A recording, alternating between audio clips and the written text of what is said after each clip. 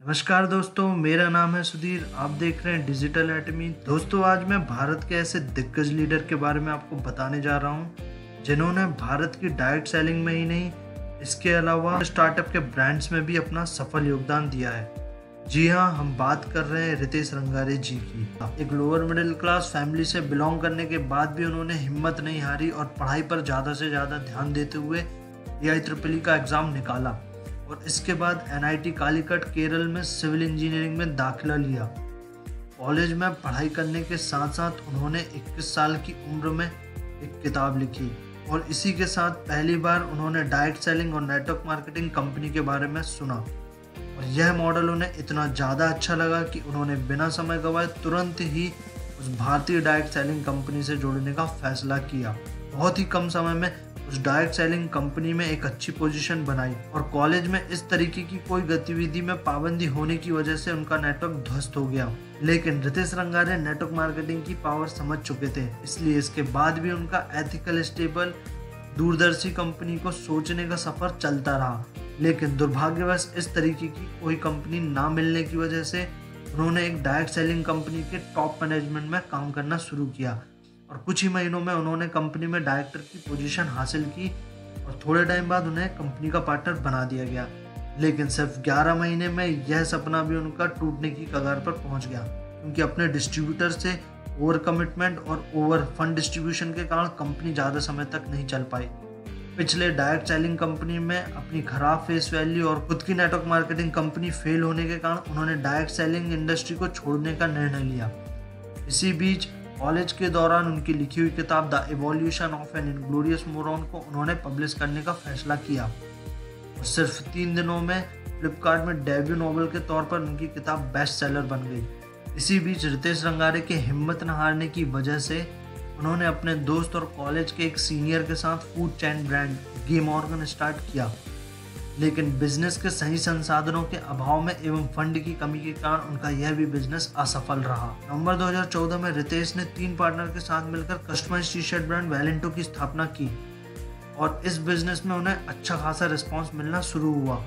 लेकिन रितेश हमेशा से एक बड़ा बिजनेस करना चाहते थे, इसलिए वह काफ़ी हद तक इससे संतुष्ट नहीं रहे, क्योंकि वह इससे बड़ा स्केल नहीं कर पा रहे थे। जल्दी रितेश को समझ आ गया कि बिजनेस बड़ा करने के लिए कुछ बड़े इन्वेस्टर्स का मिलना जरूरी है और यह समस्या रितेश जैसे बाकी स्टार्टअप भी फेस कर रहे थे। इसलिए कुछ ही सालों में उन्होंने मध्य प्रदेश के सभी स्टार्टअप की मदद से अपने बड़े भाई राहुल रंगारे के साथ एक private startup incubation centre startup space station बनाया। स्टार्टअप स्पेस स्टेशन के द्वारा रितेश और उनकी टीम ने मध्य प्रदेश के सारे स्टार्टअप्स की मदद की और उन्होंने मेडिक्लाउड और पुगली जैसे स्टार्टअप को 40 लाख का फंड दिलाने में मदद किया। स्टार्टअप स्पेस स्टेशन के द्वारा बहुत सारे इवेंट जैसे स्टार्टथन किया गया, जिसकी मदद से ई-ट्रकेज जैसे स्टार्टअप को करीब 2.5 करोड़ का फंड जुटाने में मदद मिली। इसी बीच मध्य प्रदेश के एक सबसे बड़े स्टार्टअप इवेंट स्टार्टअप महाकुंभ का आयोजन किया, जिसमें एक ही प्लेटफॉर्म के अंदर भारत के सभी national startup investor incubation centre, startup media, startup mentor और सारे स्टार्टअप इंडस्ट्री के दिग्गज शामिल हुए। इसके कुछ ही दिनों बाद रितेश द्वारा 35 अंडर 35 जैसे अवार्ड शो का आयोजन किया गया, जिसमें मध्य प्रदेश के 35 बड़े स्टार्टअप थे जो 35 साल की कम उम्र के थे, उन्हें सम्मानित किया गया। रितेश बिजनेस के साथ हमेशा सामाजिक कामों में भी रुचि रखते थे। इसी बात को ध्यान में रखते हुए उन्होंने अपने छोटे भाई सुधीर रंगारे और कुछ पार्टनर्स के साथ मिलकर वेलेंटो फाउंडेशन की स्थापना की, जिसमें उन्होंने इंडस्ट्रियल एरिया के खिलाफ एक आंदोलन छेड़ा और उसके आसपास रहने वाले ग्रामवासियों के हित एवं स्वास्थ्य हेतु जरूरी कदम उठाए। 2017 में रितेश ने एक बहुत बड़े ड्रीम प्रोजेक्ट के लिए करीब 15 करोड़ का फंड जुटाया, लेकिन अंदरूनी राजनीति की वजह से उस प्रोजेक्ट से रितेश को ही निकाल दिया गया। लेकिन रितेश की हिम्मत न हारने की वजह से 2018 में उन्होंने एक प्रोजेक्ट पर काम करना शुरू किया, जिसमें सेलिब्रिटी का स्टॉक मार्केट सोक्राटियस बनाया गया।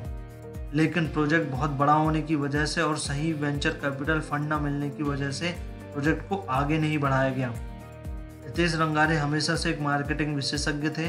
इसी बात को ध्यान में रखते हुए 2018 में उन्होंने एक नई कंपनी डिजिटल एवेंजर्स की शुरुआत की और इसके अंदर लेजी पैंथर के नाम से एक रिटेल ब्रांड को शुरू किया। इसी बीच उन्होंने अपने पुराने वेंचर वेलेंटो को रीब्रांड करके द बघीरा स्टोर स्टार्ट किया। रितेश की लगभग सभी कंपनी और उनकी बिजनेस जर्नी को भारत के सभी बड़े startup website, newspaper, TV show और मैगजीन में कवर किया गया।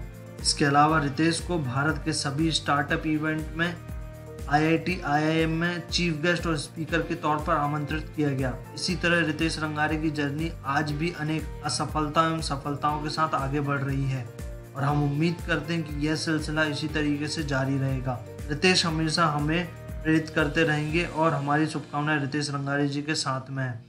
Thank you for watching with us. Bye bye.